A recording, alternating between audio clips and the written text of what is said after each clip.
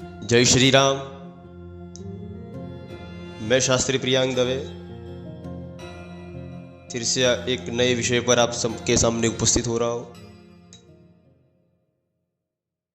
बहुत लोगों की ये इच्छा थी कि ये जो कोरोना काल चल रहा है, अभी जो विकट परिस्थिति हमारे देश में जो चल रही है और इतने सारे लोग जो रोगी हो रहे और रोगिष्ट हो रहे,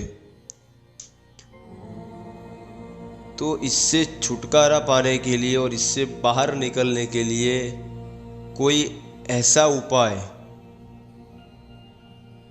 जिससे हम ये कोरोना से मुक्त हो सके, वो शरीर को इतना मजबूत बना दे कि ये कोरोना जैसी महामारी हमारा कुछ न कर सके। आप सभी के लिए एक विषय पर फिर से उपस्थित हो रहा हूँ। ऐसा एक विषय है यज्ञ, यज्ञ का विज्ञान। यज्ञ क्या है? बहुत ही अच्छी चीज है ये यज्ञ, और इसको जानना भी चाहिए हमारे भारतीय संस्कृति के आधार पर, क्योंकि जिसने यज्ञ को समझ लिया उसने सब समझ लिया, ऐसा हमारा धर्म कहता है। तो आइए हम बात करते हैं यज्ञ के ऊपर। यज्ञ का जो शब्द है वो शब्द कैसे बना?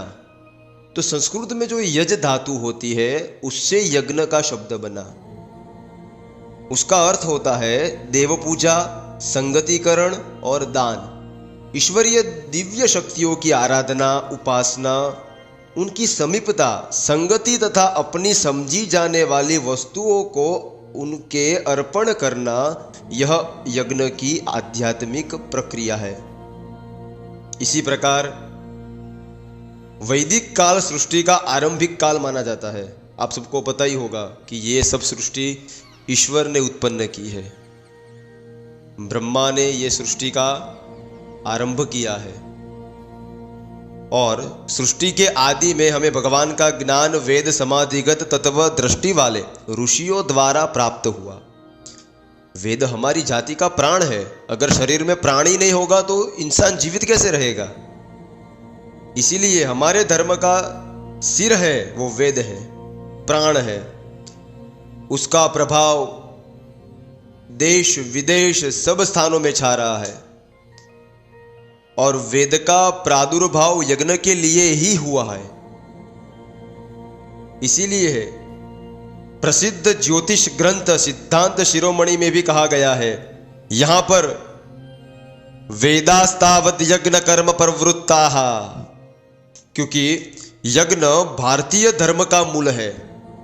आत्म साक्षात्कार, स्वर्ग सुख, बंधन मुक्ति, मन शुद्धि, पाप प्रायश्चित, आत्मबल, वृद्धि, सिद्धियों के लिए केंद्र भी यज्ञ ही थे। और इसी यज्ञ के आधार पर और वेद मंत्रों के साथ साथ शास्त्रोक्त हवियों के द्वारा जो विधिवत हवन किया जाता है, उससे एक दिव्य वातावरण की उत्पत्ति होती है। इस वातावरण में बैठने मात्र से रोगी मनुष्य निरोग हो सकते हैं। हमारे ऋषि मुनि, उसमें से चरक ऋषि ने लिखा है कि आरोग्य प्राप्त करने की इच्छा करने वालों को विधिवत हवन करना चाहिए। बुद्धि शुद्ध करने की यज्ञ में अपूर्व शक्ति है। जिनके मस्तिष्क दुर्बल या बुद्धि मलिन है, वे यदि यज्ञ करें तो उनकी अनेकों मानसिक दुर्बलताएं शीघ्र ही दूर हो सकती है। इसी यज्ञ से प्रसन्न हुए देवता मनुष्य को धन, सौभाग्य, वैभव तथा सुख, साधन तथा निरोगी आयुष्य प्रदान करते हैं, और यज्ञ करने वाला कभी दरिद्र नहीं होता। गीता आदि शास्त्रों में यज्ञ को आवश्यक धर्म कृत्य बताया गया, और कहा गया कि यज्ञ न करने वालों को यमलोक और परलोक कुछ भी प्राप्त नहीं होता। यजुर्वेद में भी कहा गया है कि यज्ञ को जो त्यागता है उसे परमात्मा त्याग देता है। इसीलिए यज्ञ से अगर आपको निरोगी रहना है तो वो यज्ञ से ही प्राप्त होगा। ऐसी कोरोना महामारी के बीच में आप अगर अपने घर में यज्ञ करते हैं तो जो उसका वातावरण होगा, जो आप हुत द्रव्य यानी तिल, घृत यानी घी से आहुतियां देंगे स्वाहा शब्द बोलकर, तो स्वाहा शब्द का अर्थ है स्व। अब जब बोलते हैं तब भगवान का मुंह खुलता है और ह बोलते ही भगवान का मुंह बंद हो जाता है। उसका मतलब है स्वाहा, उसका अर्थ है स्वाहा। इसीलिए अगर आप अपने घर में यज्ञ करेंगे तो आपका जो वातावरण रहेगा वो शुद्ध होगा और कोई भी मलिन तत्व वहाँ प्रवेश नहीं कर पाएगा, और आपकी जो शरीर की जो इम्यूनिटी है, शरीर की जो शक्तियाँ है वो जागृत होगी और आपको रोग प्रतिकारक शक्तियाँ देगी। ये हमारे शास्त्र पुरवार करते हैं, ये हमारे शास्त्र साबितियाँ देते हैं। कुछ प्रमाण मैं आपके सामने उपस्थित कर रहा हूँ और आपको पता चलेगी कि इतने सारे प्रमाण हमारी भारतीय संस्कृति, हमारे धर्म में उपस्थित है। आप सबको लगता होगा कि ये धर्म, ये क्या है, ये कैसे पहचान सकते हैं, ये वेद क्या है, ये उपनिषद क्या है, ये ब्राह्मण क्या है। तो ये प्रमाण आपके सामने मैं रजू कर रहा हूं।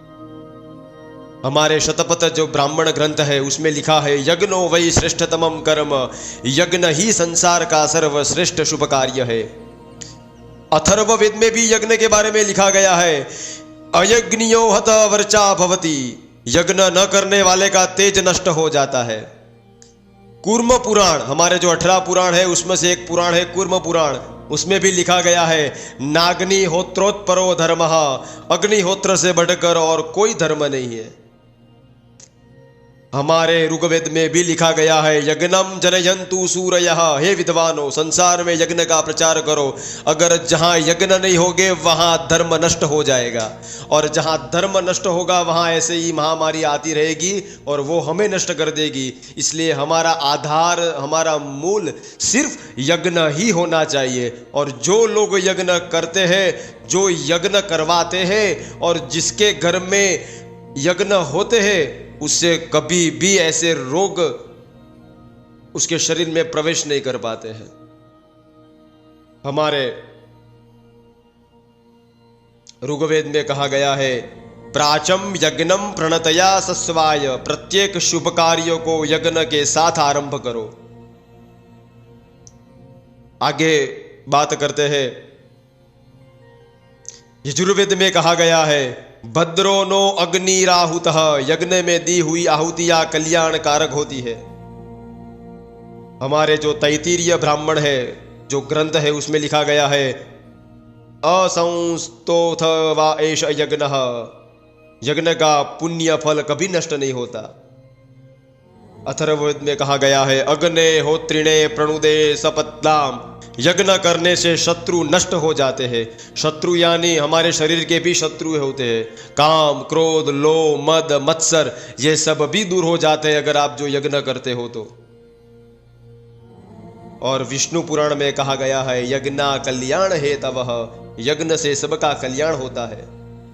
कालिका पुराण में कहा गया है, यज्ञेषु देवास्तुष्यन्ति, यज्ञ से देवता प्रसन्न होते हैं।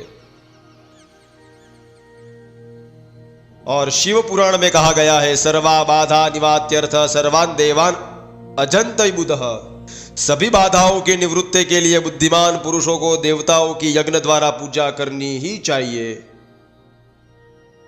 इसीलिए मैं आप सबको ये गुजारिश करता हूं कि हमारे धर्म जो है उसको आप पकड़ के रखिए, उनसे कभी दूर मत होइए, क्योंकि ये धर्म ही हमारी रक्षा करेगा। इसलिए हमारे ऋषि मुनियों ने कहा है, धर्मो रक्षति रक्षितः, ये धर्म ही हमारी रक्षा करेगा और ये धर्म ही हमें बचाएगा। इसलिए आप सबसे गुजारिश है कि यज्ञ को प्राधान्य दीजिए। आप अपने घर में भी हवन कर सकते हैं, और जो यज्ञ करेगा वो हमेशा निरोगी रहेगा। ऐसे हमारे शास्त्र, हमारे वेद, हमारे ब्राह्मण ग्रंथ, हमारे उपनिषद ये पुरवार करते हैं। यज्ञ की महिमा साधारण नहीं है। भारतीय धर्म में प्रत्येक शुभ कार्य यज्ञ हवन के साथ आरंभ होता है। इतना ही नहीं, आगे चलकर अपने सब कर्मों को, यहां तक कि अपने आप को यज्ञमय, यज्ञ रूप बना लेने का भी विधान है। मनुष्य का जीवन यज्ञ के साथ आरंभ होता है और यज्ञ के साथ ही उसकी समाप्ति होती है। इसीलिए हमें यज्ञ, हमारा धर्म जो हमारा मूल है, उसको हमें पकड़ के रखना चाहिए। इसलिए आप सबको मैं ये कहता हूं कि आप भी अपने धर्म के अधीन होके यज्ञ करिए। यज्ञ से ही ये रोग प्रतिकारक शक्ति हमें मिलेगी और इससे ही हमें पुष्टि होगी और हमारा शरीर भी पुष्ट होगा और हमें ये कोरोना महामारी के सामने लड़ने की हिम्मत प्राप्त होगी। ऐसे ही आपको कुछ भी जानना हो, कोई भी विषय के बारे में जानना हो, ज्योतिष के संलग्न, हमारे धर्म के संलग्न, हमारे जो कर्मकांड है उसके संलग्न कुछ भी विषय की जानकारी अगर आपको चाहिए तो हमें कमेंट बॉक्स में आप जरूर बताइएगा। इस चैनल को लाइक कीजिए, सब्सक्राइब कीजिए और शेयर कीजिए। धन्यवाद। जय श्री राम।